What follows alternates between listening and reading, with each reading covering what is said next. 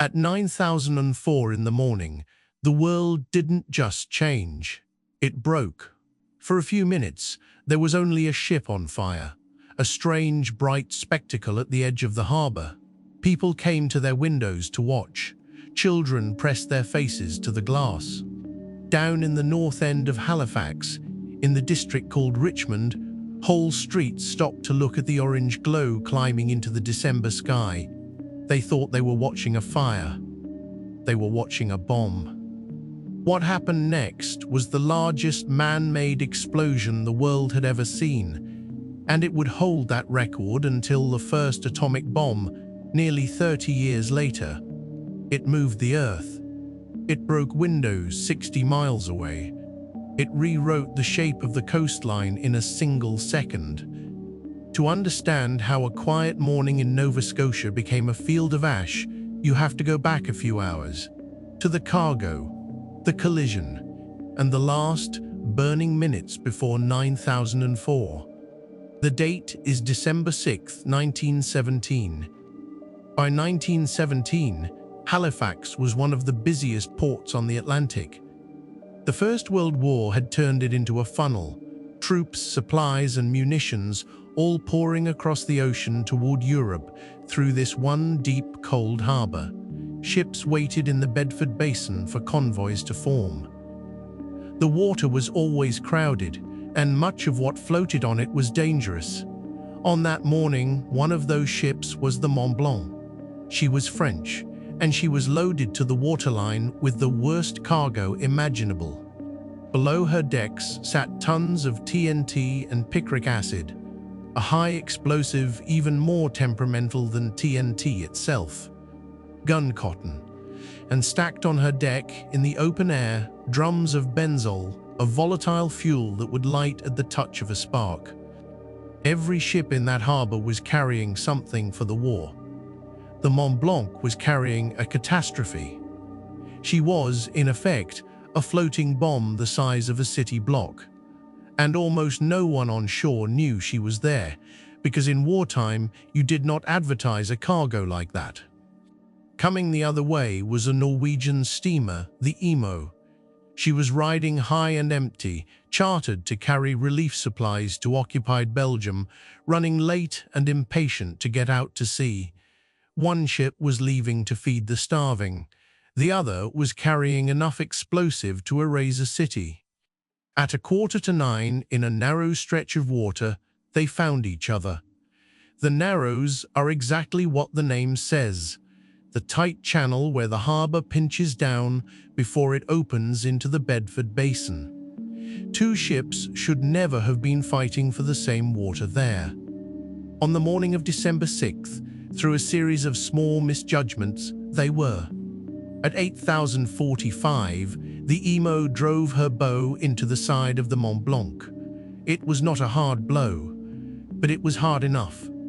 As the Emo pulled back, metal scraped metal, and a shower of sparks fell onto the drums of benzol on the Mont Blanc's deck. The fuel caught. Within seconds, the fire was climbing her rigging. Her crew knew exactly what was underneath that fire. They didn't stay. There was nothing to stay for. No hose on earth was going to save that ship.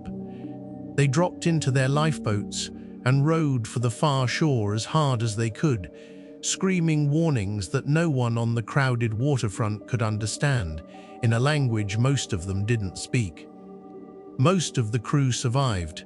They were the only people near that ship who fully understood what was about to happen. The ship they left behind did not stay still. Burning and abandoned, the Mont Blanc drifted on the tide, swinging slowly toward the north end of the city. She came to rest against Pier 6 at the foot of Richmond and set the wooden wharf alight, and the people came to watch. They lined the windows. They stood in the streets. They stopped on their way to work and school to see the burning ship, close enough to feel the heat of it.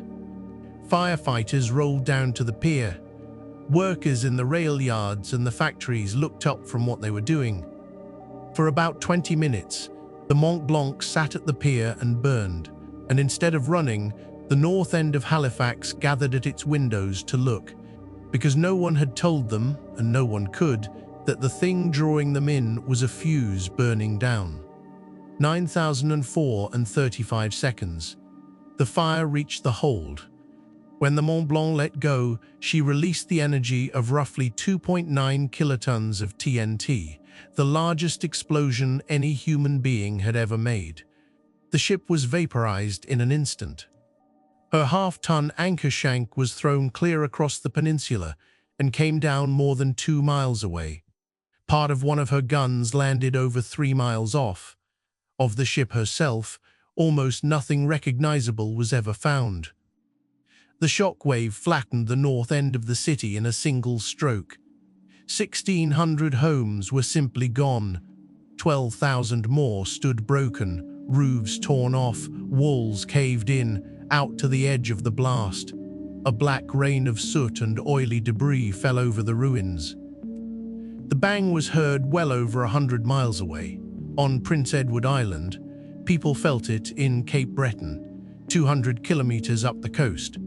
And then there was the glass. Thousands of people had been standing at their windows, watching the fire. When the blast came, it drove every one of those windows inward at once, turning ordinary panes into clouds of flying glass aimed straight at the faces behind them. In the days that followed, surgeons in Halifax would remove 249 ruined eyes. 16 people lost both.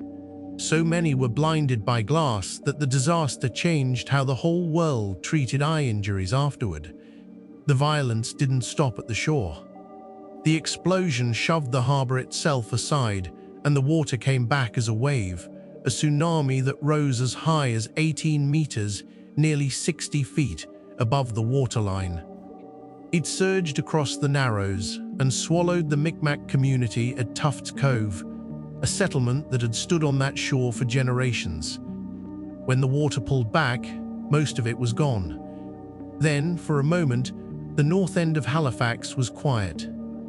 The air was full of the smell of burning and turned earth, and almost at once the fires began. Because it was December, and every one of those flattened houses had a coal or wood stove burning in it, and now those stoves lay knocked over in the splinters of the homes they'd heated. Fire spread through the wreckage, and some of the people pinned under their own collapsed houses could not be reached in time. Through it, the survivors began to move, deaf, bleeding, half-dressed against the cold, looking for anyone they knew. Some had understood what was coming. Vince Coleman was a railway dispatcher, working near the waterfront. He knew a passenger train was inbound, steaming straight toward the burning ship, and he could have run. Instead, he stayed at his telegraph key and sent the warning down the line, a last message, as it's remembered, telling them to hold the train, that a munitions ship was on fire and about to explode, and that this was probably goodbye. Then the blast reached him and killed him at his post. By most accounts, the train stopped in time. The next morning, the weather turned on the survivors. A blizzard came down over the ruins and dropped 16 inches of snow on a city with no windows and, for thousands, no walls. It buried the wreckage and stopped the rescue crews still digging for people trapped under their own homes. The cold finished what the blast had started for some who might otherwise have been pulled out alive. Help came fast, and from across a border. Boston heard, and Boston answered. A relief train loaded with doctors, nurses, and supplies was rolling north within a day, pushing through that same blizzard toward a city it had never been asked to save. That help was never forgotten. Every December since, Nova Scotia has sent a great spruce tree to Boston to stand in the city as thanks for the winter it came running. The reckoning that followed was less warm. The inquiry wanted a name to blame. First, it blamed the Mont Blanc and her officers outright. The case climbed all the way to the Privy Council in London before the verdict finally settled where it probably always belonged.